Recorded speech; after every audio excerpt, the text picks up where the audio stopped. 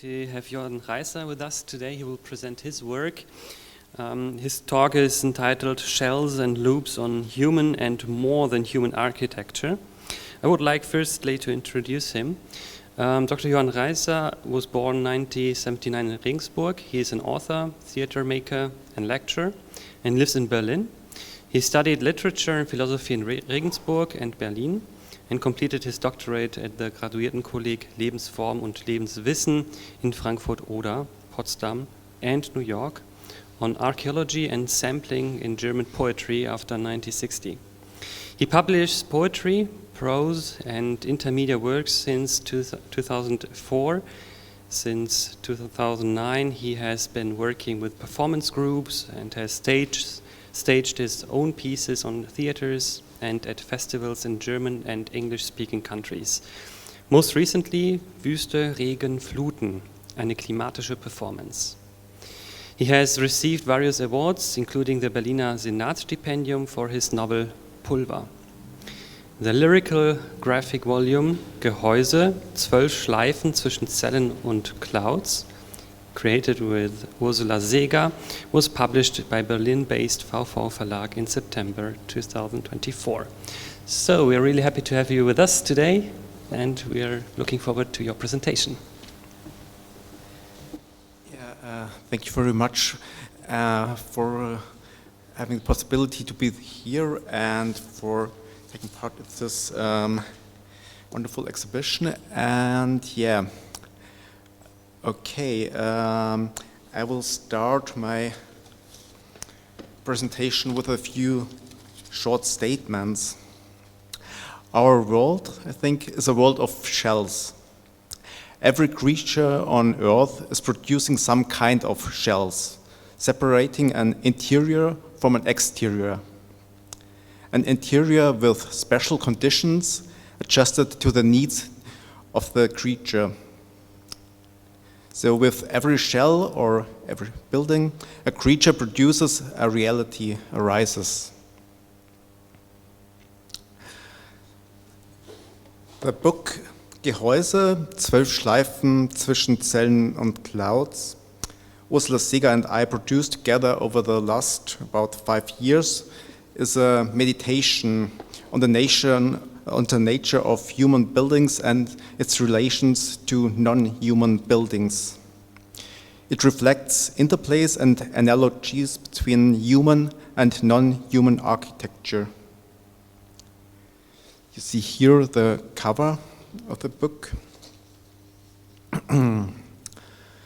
The concrete context of these questions is Berlin with its architectural and natural history. We, Ursula Seeger and I, we undertook many research trips and did a lot of literature research on Berlin, like on the founding of the city, on its growth and its development, on the interaction between human city and its natural environment, on the use of material and the relationship between the human and the non-human life.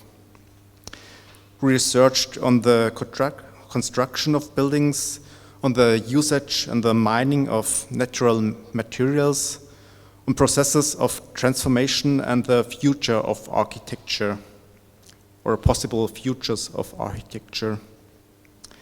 With all these questions in mind, we formed 12 chapters in our book.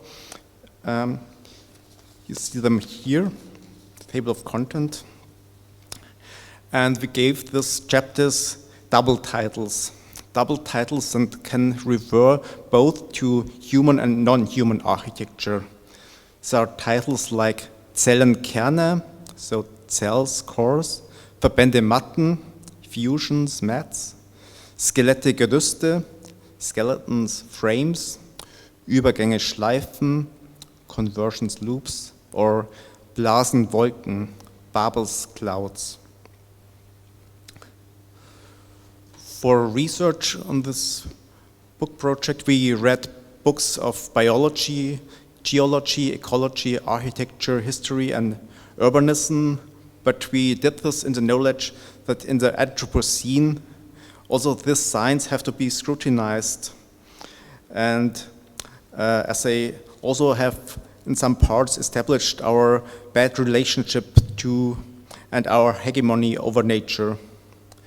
Therefore, we didn't want to replicate the approaches of this science exactly, but we wanted to show how they work. So we mixed up scientific language, technical terminologies, and visual patterns from the science, and mixed them with other things to form new configurations. For examples, we played with plates as you can find them in scientific books with charts and grids, and applied them to natural structures like stone covered with lichens like you see here. We overlapped scientific patterns and things that didn't fit into it to reflect the conditions of the science instruments, its scopes and its scope and its limits. We did this in a playful way. We included, for example, a taxonomy of creatures of stucco work in our book, like you see here. So we see like engelartige, gequetschte, wappenhaltende, pausbäckige, geflügelte. This is our kind of taxonomy here. Or we adapted a taxonomy of furniture. See it here? This is a taxonomy of furniture, or more also a development of furniture. It's here shown. It was developed in the late 19th century by an architect, and it was developed in the time when the evolution theory was celebrated. And we did update this scheme to our days by adding things like gaming chairs, smart beds, and Android mirror lockers. Yeah. We also used this method to shed light on the connection of sometimes overlooked connections in our everyday view. So normally we don't think so much about materials, the materials our buildings are consisting of or made of. For example, we don't think of the myriads of shells from all the geological ages that are used for the concrete that our buildings are made of.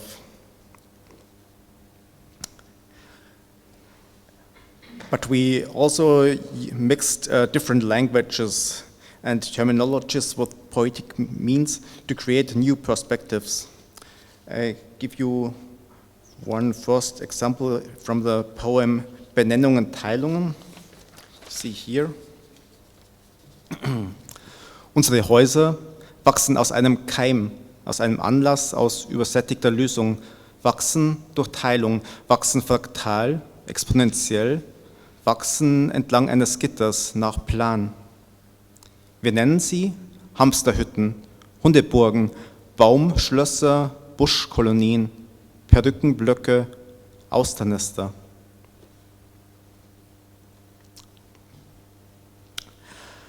First human dwellings at the beginning of human culture were built from materials like wood, reed, skin, bones, stones, or clay. And these materials were used in a simple way. So the division from the nature outside was not very strict. As human buildings became more sophisticated, more comfortable, the provenience and the nature of this material often was covered, as the division from nature through culture should be made clear. But at the same time, artful efforts were taken to represent certain features of nature on or in the buildings by paintings, ornament, or stucco work. You see here some examples, and read an excerpt from the poem on the left side. Als noch kein Stein gesetzt war, keine Wand sich andeutete in Wald und Weite, da begannen wir mit den Überträgen, dachten Blätter und Muscheln als Dach, machten Flügel zu Wänden, ließen Bäume versteinern in Traumgebilden, die wir mit Augsternen rahmten, mit Krallen und Zähnen verbanden, zu Ketten knüpften für Innen und Außen, für Gestern und Morgen und alles umschlangen, umschlossen. Unser Lachen und Grinsen, unser Glotzen und Linsen, unser Bellen, Blöken, Fauchen.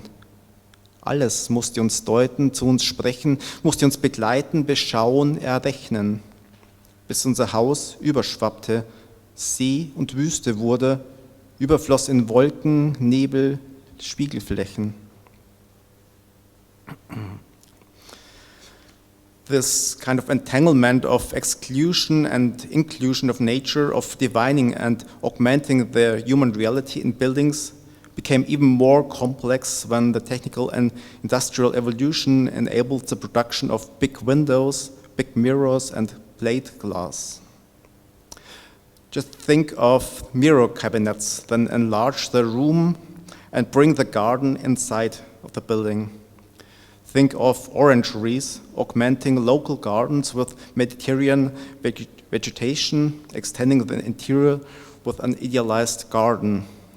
Or think of the Crystal Palace, built for a great exhibition 1851 in London, propagating not only glass as a new construction material for architecture, but also propagating a new ideal of transparency. Later, this ideal was connected with the ideal of clarity and simplicity of forms. We see this in Berlin. Instead of facades stuffed with stucco work, showing animals, plants or symbols, plain surface and simple structures became popular.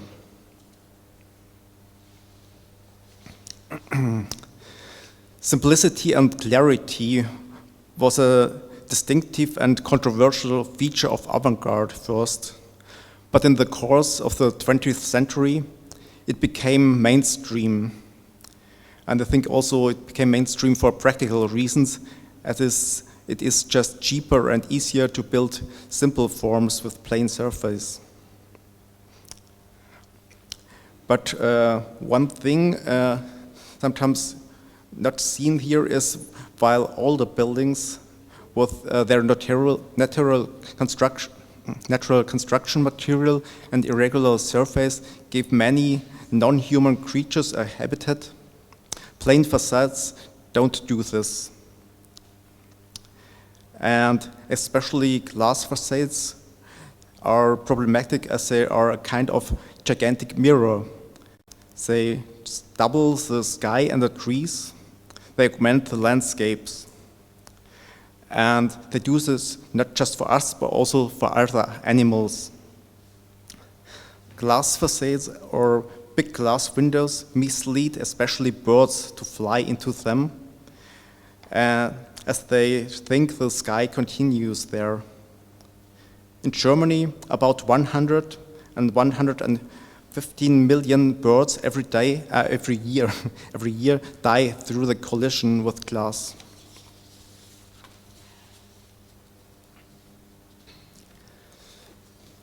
So, and what about us?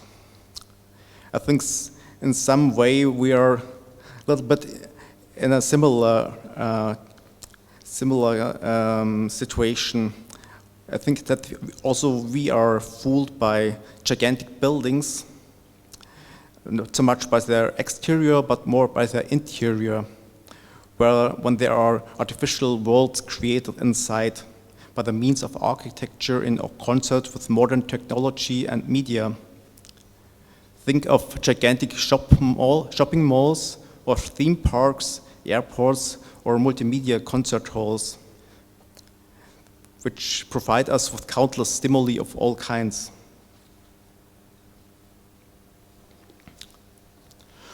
Und immer muss der König weiterziehen, alles ruft ihm zu, zeigt Bilder, Schilder im Vorübergehen. Der König darf nicht rasten in seinen Palästen, er muss weitereilen von Korridor zu Korridor, von Triumph zu Triumph. Er muss Spiegel erstürmen, Galerien türmen, mit Beuten beladen auf Bändern gleiten, durch Glasgärten und Kostümkammern, berauscht von Zerstückelungen, Glanz, Ornamentfolie, verpixelten Marmor, shiny Repräsentanz. Wer ist der König? Der König sind wir. Der König ist hier, ist nicht hier. Er ist in den Scheiben, den Fäden, den Derivaten. Der König ist die Serie der Dinge, die sich in den Labyrinthen verlaufen. Der König ist der Tausch von Emotionen und Augen, von Glanz und Strömen. Er ist das Schauspiel der Wahnen und der Wünsche, die sich immer verpassen, nie voneinander lassen. Tür auf, Tür zu. But it's not only about big buildings, it's also about our homes. Through modern technology and digital devices, our homes have become connected and smart. Our home today is a kind of global shop and a connected office where we can work and consume all the time, while smart technology is tracking every breath we take, every move we make.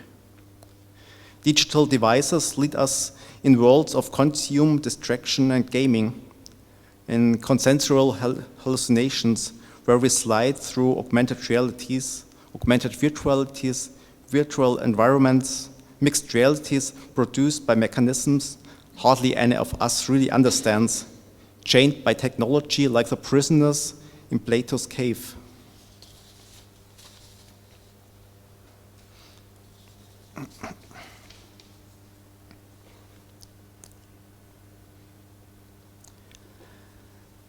But we shall not forget that people in former times also lived in complex realities, as every art and many older tools also augment reality. So there always existed places and buildings that contained contradictory qualities and realities, being at the same time sacred and profane, containing different times, modes, and spaces simultaneously, like cemeteries, churches, museums, archives, or ships. Modern technology has made this only more complex, as now every home or every supermarket obviously represents a network of commodities and data from all over the world. The mechanisms that make this possible are the mechanisms of the Anthropocene that not only exploit resources, destroy nature and waste energy, but also alienate us from non-human nature. But there are also other approaches and usages of technology and architecture. Concepts that are not about power, control, and exploitation, but about coexistence and interdependence. There are scientists, artists, architects, and urbanists working on architecture that works with renewable materials that can be recycled, for example, or urbanists that are working on cities that give more space to plants and animals for producing a better climate and storing water. Many people and organizations work on a transformation of our constructed landscapes to become more diverse and more sustainable. Realities optimized to short-term human needs, profit and exploitation can be transformed to realities open to other perspectives and a long-term vision of a world worth living in. This demands a reconsideration of our basic concepts of science and art, economy, education, and lifestyle.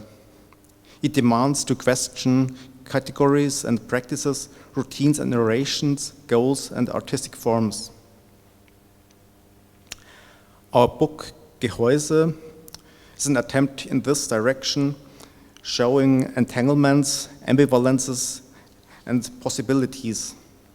The last chapter of this book, Blasen Wolken, is dedicated to visions of the future in the field of architecture. It deals with ideas of investment architecture, as well as with cradle-to-cradle concepts in architecture. The last poem of the book is called Kreisläufe Kontinuum. Die Kreisläufe sickern ein, kriechen herauf, stellen Fragen in schattige Ecken, an feuchte Stellen. Sie verwischen die Geraden und Kreise. Sie nagen an gehärteten Mustern, schälen Antworten heraus, rufen Erinnerungen wach. Die Kreisläufe rufen die Algen, die Pilze zur Hilfe. ihr vielfaches Nagen in Form von Balkonen und Wäldern, Siedlungen und Matten.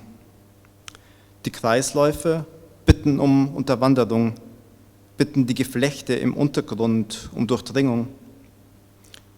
Die Kreisläufe fragen nach dem Fluss.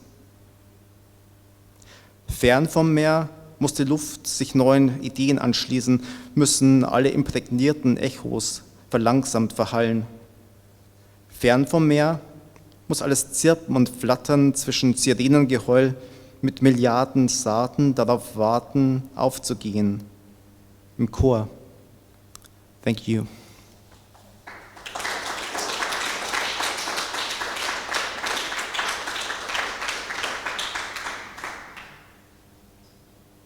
Okay. Are there questions or remarks? Or Thank you very much. I really enjoyed it. What I would like to hear, if in your works and the research leading up to the result of the book, did you reflect over the fact that we are building something that's very static, but we live very dynamic lives? We are building, and the architecture in our shells, I would say, are very, very fixed, but in a way, our counterpart in nature is very adaptive. So they always adapt to different needs. So why are we not, in our shells and architecture and development, why are we not taking into consideration the flexibility of being a human? Yeah, I think, there are quite different kind of architectures we have. I think some centuries ago we decided to build a kind of buildings that exist for quite a long time. And but we now, in these days, we also find buildings which are just designed for like 30 years or so, and then they are teared down and new ones are built. I think this is also not such a very good idea. So a kind of architecture which is more open, flexible, and so would be quite a good idea. I think that we can find different examples for this also in former times, but also there are new solutions where we can, buildings can change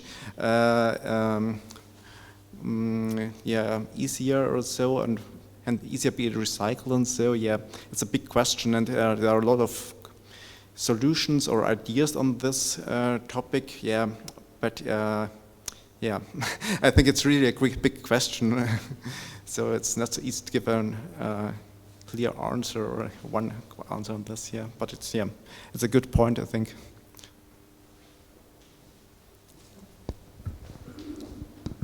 Thank you. I just want to respond to you because I think architecture is the result of living of people. And if you don't change the people, you won't change the architecture. And therefore, maybe we have first to change our habit, attitudes, and then you can change the building. That's my idea to you. Also think it's quite important to change the minds and give new concepts. So and I think we all have to think about the ideas we have of our homes, and like in the last years the space we have for us to live and to work and to do our things also have become larger, and so, and this should be changed, and the way things have been built have changed, and we have to think about our needs and what we really want to have, and so how this is. If I could just also comment, I agree we need to change, and we have many lives, so this is probably, architecture is very important in our homes where we live, but also a large part of our lives we are working. And of course with the new digital technologies, the enabling technologies, and the pandemic, we learned that we don't actually have to be a specific place when we work. We can work very virtually, and we make virtual communities, which would put another stress on the architecture or the shells we put ourselves into, because we no longer need to be in the same place. Well, in my opinion, we should, but we could be purely virtual. We could even, in the new thinking of companies like Meta and Metaverse, we just actually need to put something over our head in the like a head-mounted display, and we will be completely immersed wherever we want to be, and we don't even have to be ourselves. We can be the avatar that we like, and that's a huge change. How does the shells we surround us with then adapt to that new situation where we are basically, we just need a cubicle, the rest we can generate by digital technologies? It costs many of energy, and that is a problem. Yeah.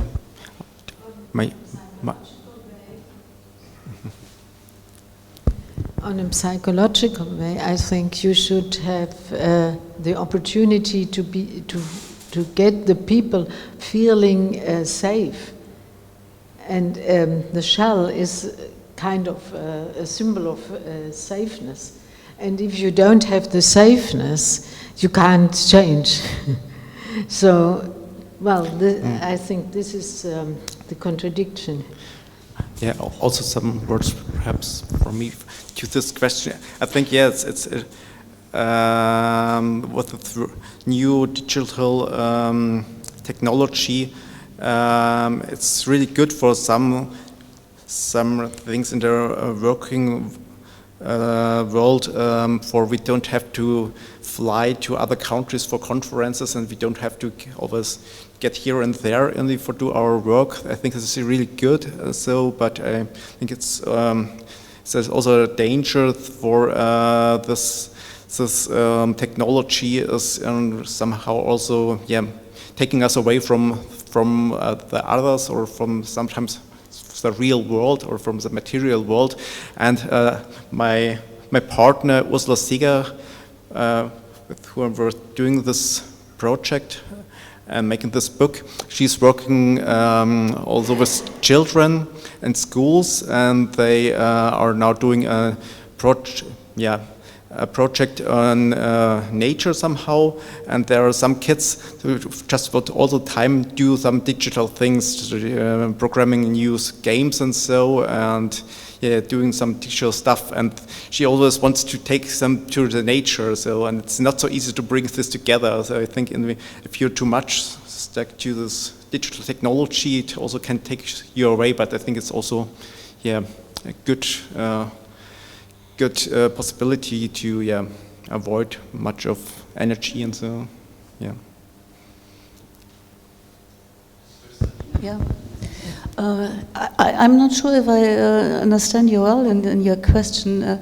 If you want to know why we don't be so free to change our homes, as we also, for example, change our work or the conditions of our work. For me, it's not a good idea, because I think it's not a pleasure to be a migrant.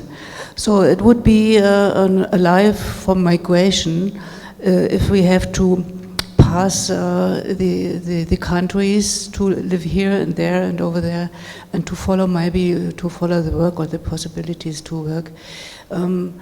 I think it's individual and also psychological need to have also a place where you can be calm and have a station to live, not to be fluently and variable in your living situation. And if you rob the people, the homes, they maybe they lose also their strengths and then their psychological and also their mental strengths. Because it's also a question of identification with the place where you live and the culture, or also the physical place you live.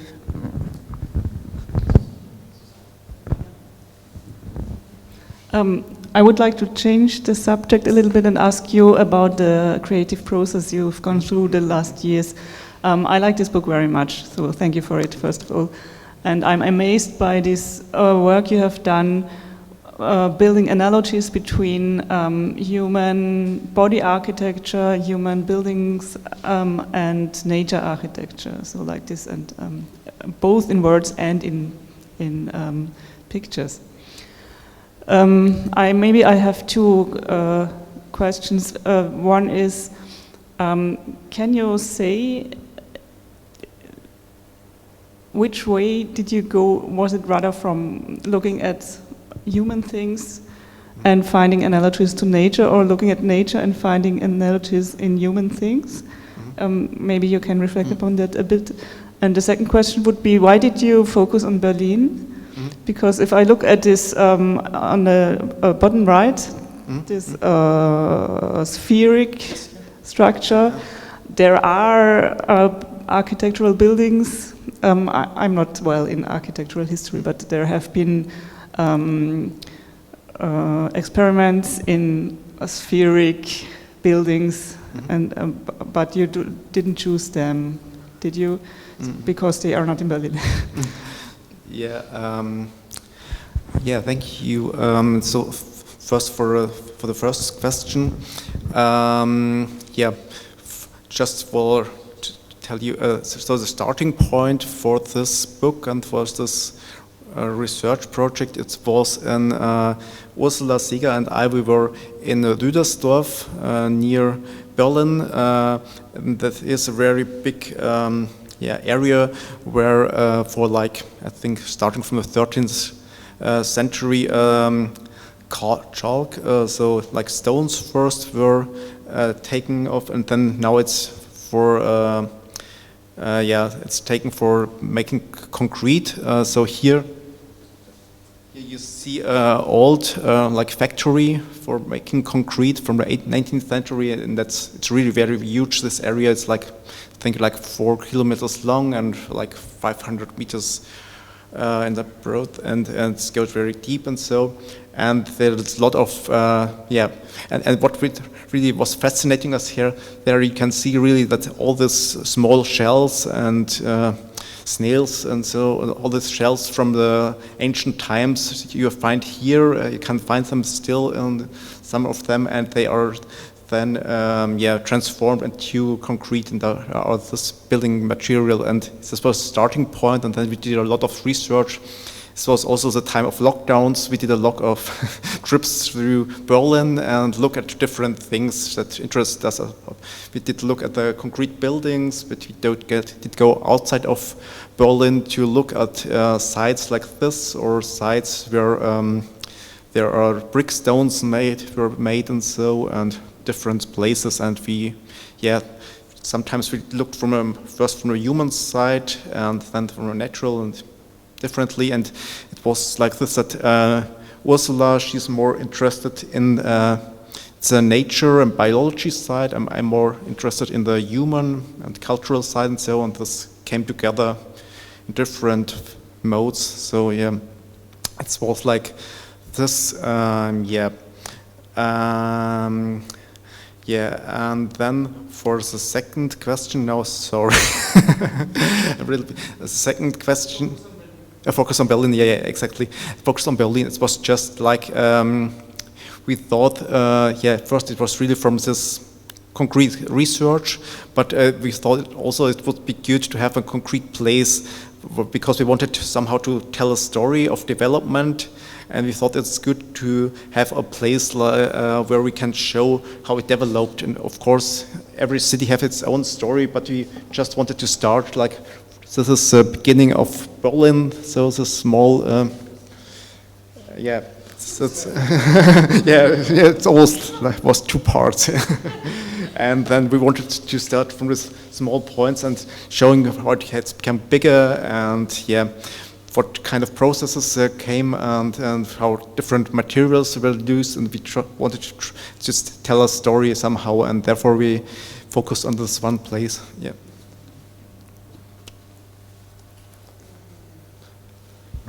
I think I liked your work that has to deal with.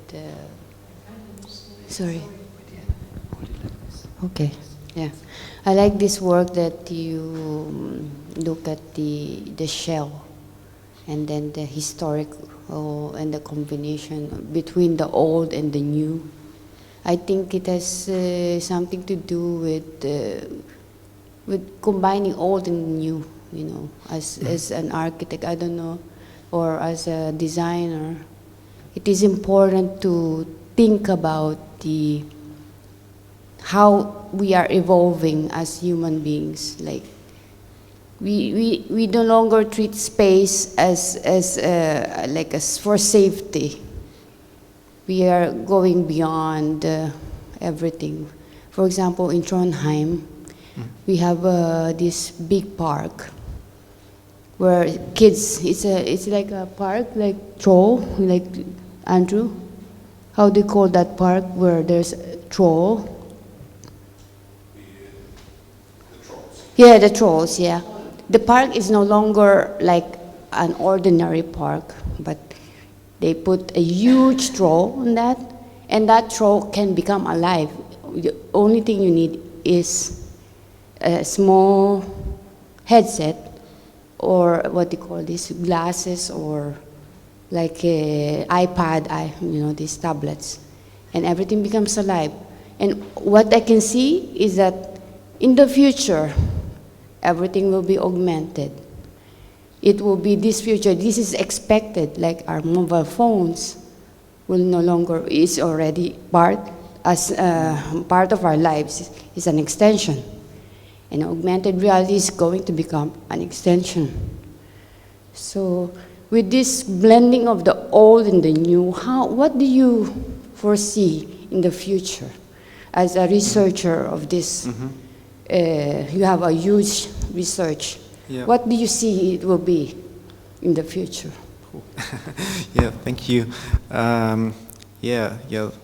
As you said, this was really important for us always to look into the past and comparing it to the contemporary times, and also to look at different scales, also of very small structures and big structures and so. And we wanted to show analogies, but this question in the future is really not easy. we thought a lot about it, and we tried to think or to imagine different futures. I think it can be very different versions of future we can think about, which can be very dystopian for really future where many things are destroyed and where this human structure is very dominant and so, but we can also think of futures which can, where also technology and nature and things can be combined somehow. And I think, as we said before, I don't think we have to go back just to an easy nature state or something like that, but I think it has, if we want to think about a good future, we have to use all the possibilities and all the techniques we have and use them in a useful way.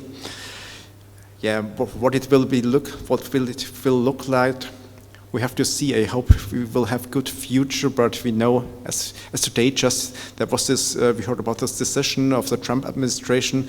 They wanted to go out from the Paris Convention and so, and we have all the decisions and all the developments. We will have to see what it really looks like. I hope it will be a good future.